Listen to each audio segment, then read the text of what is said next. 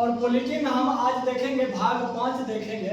और भाग 5 में संघ के बारे में चर्चा किया गया है। भाग 5 में क्या चीज की चर्चा है? भाग 5 में संघ के बारे में चर्चा किया गया है। और इसमें क्या है? अनुच्छेद 52 से लेकर के 151 तक का प्रावधान है। क्या चीज के बारे में? संघ के बारे में।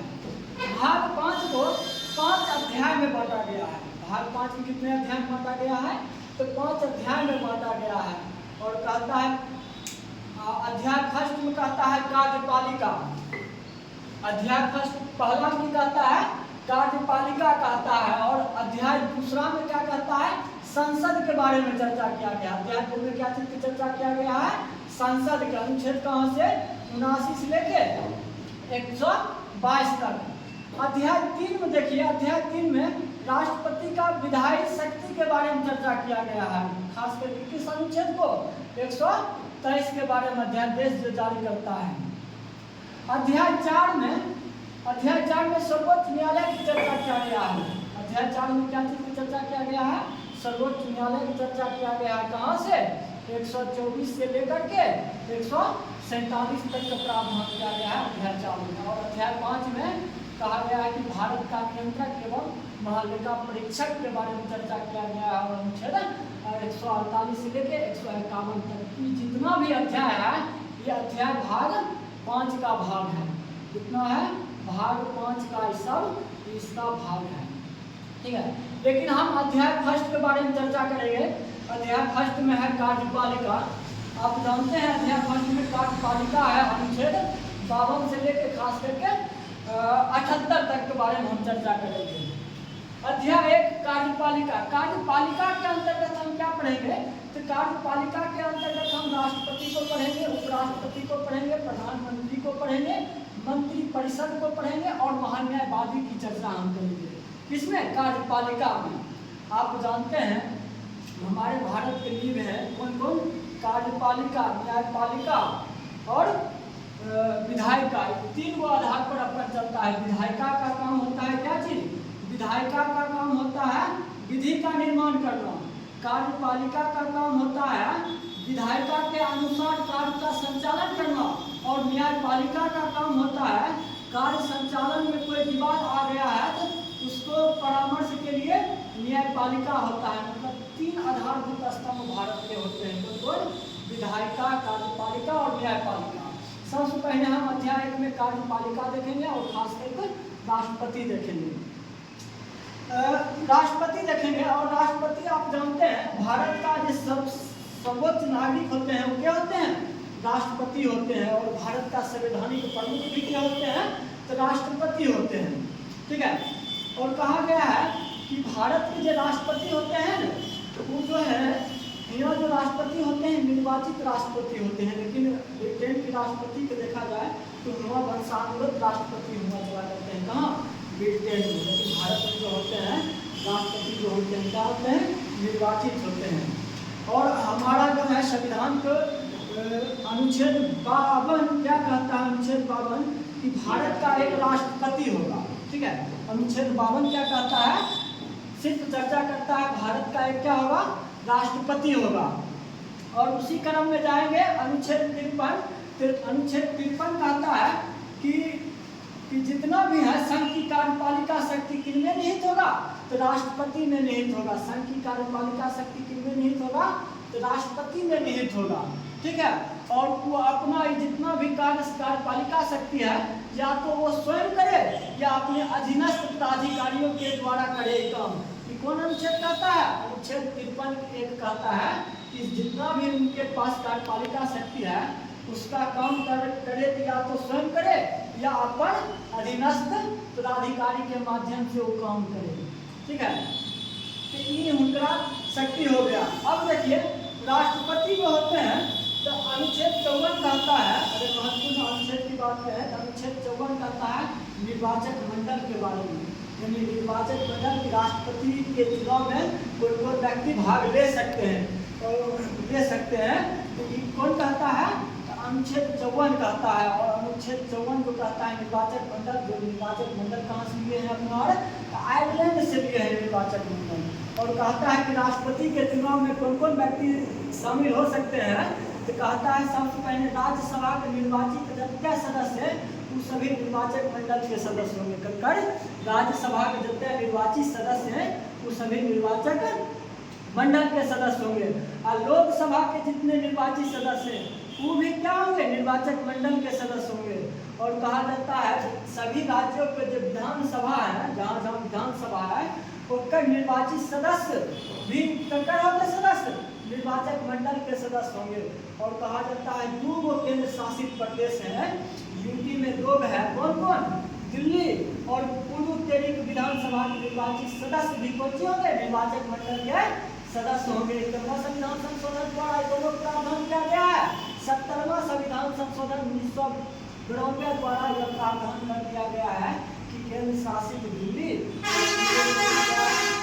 पुडुचेरी विधानसभा के निर्वाचित सदस्य निर्वाचक मंडल के सदस्य होंगे, यानी कि राष्ट्रपति के चुनाव में भाग ले सकते हैं।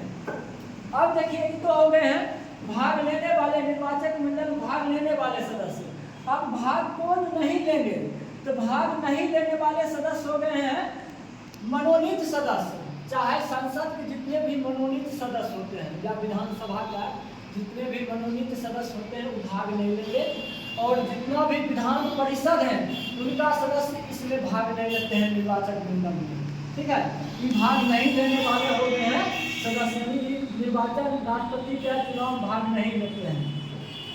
अनुच्छेद 55 है, अनुच्छेद 55 कहता है चुनाव की प्रक्रिया।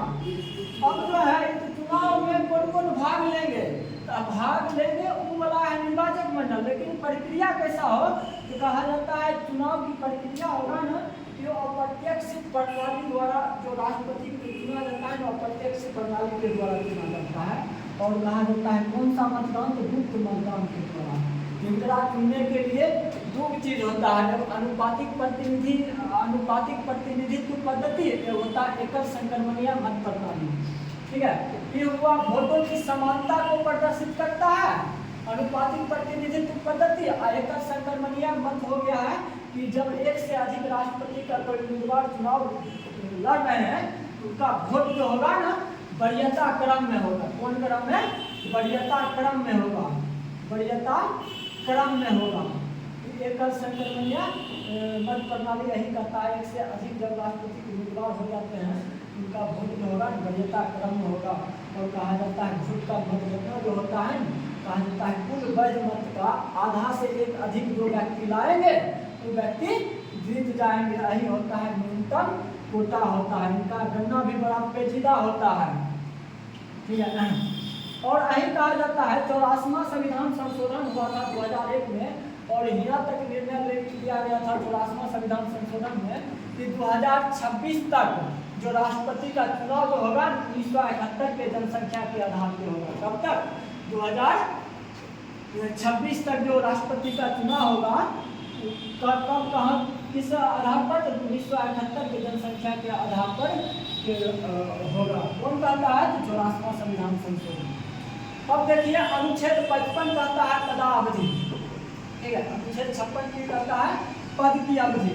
तो पद की अवधि क्या होगा, तो राष्ट्रपति अपना पद ग्रहण शपथ ग्रहण से 5 वर्ष हो गए इस सामान्य कहता है, ठीक है। लेकिन इस बीच में वो त्याग पत्र भी दे सकते हैं, तो त्याग पत्र करा देंगे उपराष्ट्रपति को देंगे। इस बीच में क्या हो सकते हैं, मृत्यु भी हो सकता है या मतलब कुछ भी हो सकता है। तो कहता है कि जब उनका मृत्यु होता है या आकस्मिक मृत्यु होती है तो उनका कार्य का संचालन उपराष्ट्रपति करता है।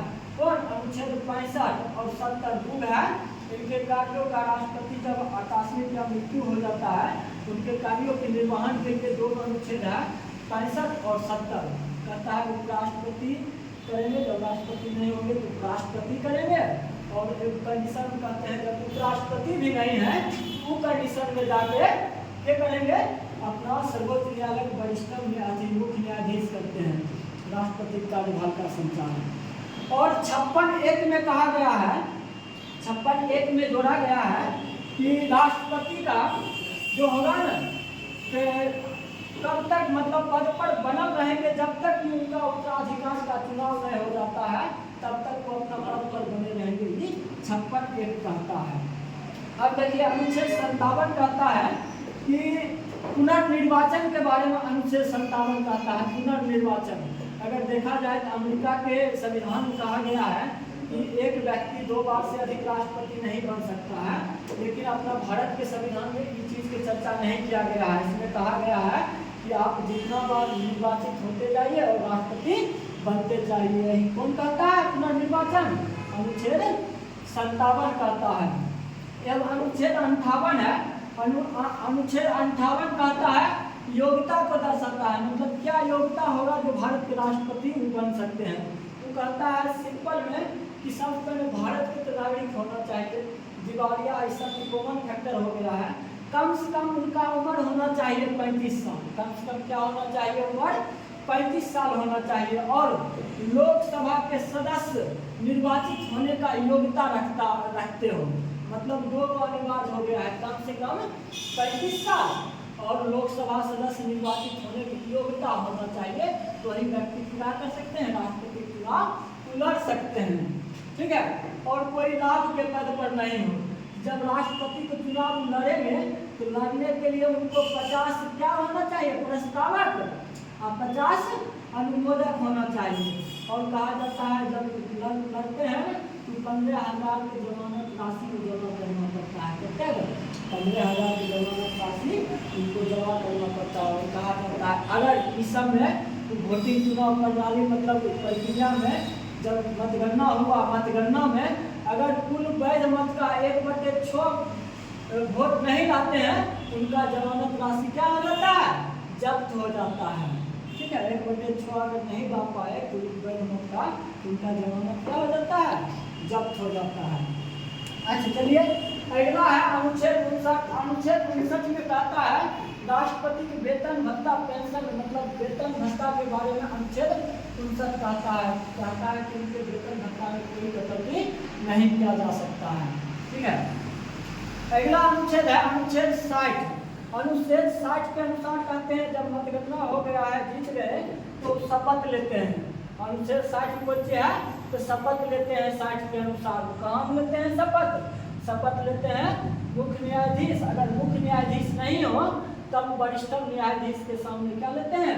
शपथ लेते हैं। क्या चीज़ के? संविधान की रक्षा करने के लिए लेते हैं। कौन चीज? शपथ लेते हैं।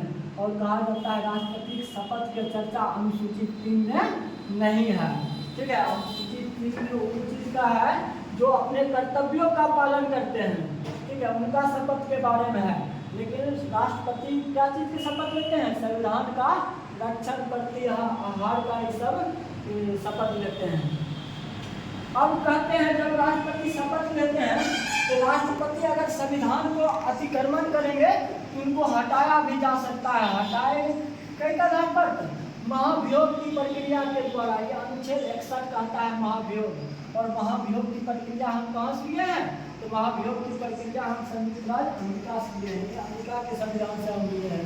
और कहा जाता है ये जो महाभियोग प्रक्रिया है ना, किसी भी सदन में, संसद के किसी भी सदन में इसको पेश किया जा सकता है। खासकर विशेष बहुमत से पारित करवाना पड़ता है। और कहा जाता है इसकी सूचना जो है कितना दिन पहले दे देना चाहिए? 14 दिन पहले दे देना चाहिए। तब आप सदन में लाइएगा और सदन में विशेष बहुमत के आधार पर दोनों सदन में जब जाएगा ना, तब जाके उनको महाभियोग प्रक्रिया पूर्ण होगा, तब जाके उनके राष्ट्रपति हटेंगे। अनुच्छेद 62 कहता है कि राष्ट्रपति की नीतियों के बारे में कहता है। इसमें कहा गया है कि जो राष्ट्रपति का चुनाव जो है ना, हर हाल में 6 महीना के अंदर राष्ट्रपति का चुनाव करा लेना चाहिए। ठीक है। कितना? 6 महीना के अंदर राष्ट्रपति का चुनाव करवा लेना चाहिए। अब तनिक देखते हैं राष्ट्रपति से संबंधित महत्वपूर्ण अनुच्छेद देख लेते हैं। जैसे राष्ट्रपति के चुनाव संबंधित कोई विवाद चलाता है कि विवाद के निपटारा सुप्रीम कोर्ट करता है। कोई के अनुसार? अनुच्छेद 71 के अनुसार करता है। कौन चीज? चुनाव संबंधित जो भी विवाद चलाता है राष्ट्रपति का या उपराष्ट्रपति को, दोनों की सब विवाद के देखते हैं तो सुप्रीम कोर्ट देखते हैं। कोई के अनुसार? अनुच्छेद 71 के अनुसार देखते हैं। राष्ट्रपति क्या क्षमादान शक्ति भी है। राष्ट्रपति जो है क्षमादान भी करते हैं। ठीक है। क्षमादान किस अनुच्छेद के तहत करते हैं? तो अनुच्छेद 72 के तहत करते हैं, समाधान करते हैं किसी चीज को। ठीक है। एवं है कि समस्त तो राष्ट्रपति के नाम से ही होता है। जितना भी संधि है, करार है, वो किसके नाम पे होता है? राष्ट्रपति के नाम से होता है। कौन सा अनुच्छेद कहता है? अनुच्छेद 77 में कहा गया है कि समस्त काम जो है, करार या संधि होगा, राष्ट्रपति के नाम से होगा। ठीक है। एक है अनुच्छेद 78। अनुच्छेद 78 कहता है कि राष्ट्रपति को मंत्रिपरिषद का सभी निर्णय जानने का अधिकार है। और यह अधिकार है किनके माध्यम से? प्रधानमंत्री के माध्यम से। कौन कहता है? 78 कहता है यानी संघ के सभी निर्णय जानने का अधिकार किसको है? राष्ट्रपति को है। और मीडियम के बनेंगे तो प्रधानमंत्री की सूचना देंगे कि हमको संघ के मामले में ये सब जानकारी चाहिए, तो प्रधानमंत्री कर्तव्य होगा कि अनुच्छेद 78 के तहत हम राष्ट्रपति की जानकारी दें। अब देखिए अब अनुच्छेद 85 है अगला। तो अनुच्छेद 85 कहलाता है राष्ट्रपति का अधिवेशन बुलाने की पावर रहता है और छत्रावसान करने का भी पावर रहता है। और कहा जाता है जब अधिवेशन बुलाते हैं तो पहला और दूसरा अधिवेशन में 6 महीना से अधिक का गैप नहीं होना चाहिए। अनुच्छेद 86 कहता है संदेश भेजने का अधिकार है। संसद में संदेश भेजने का अधिकार किसके तहत है? अनुच्छेद 86 के तहत राष्ट्रपति को दिया गया है। एवं अनुच्छेद 87 है राष्ट्रपति का विशेष अभिभाषण है।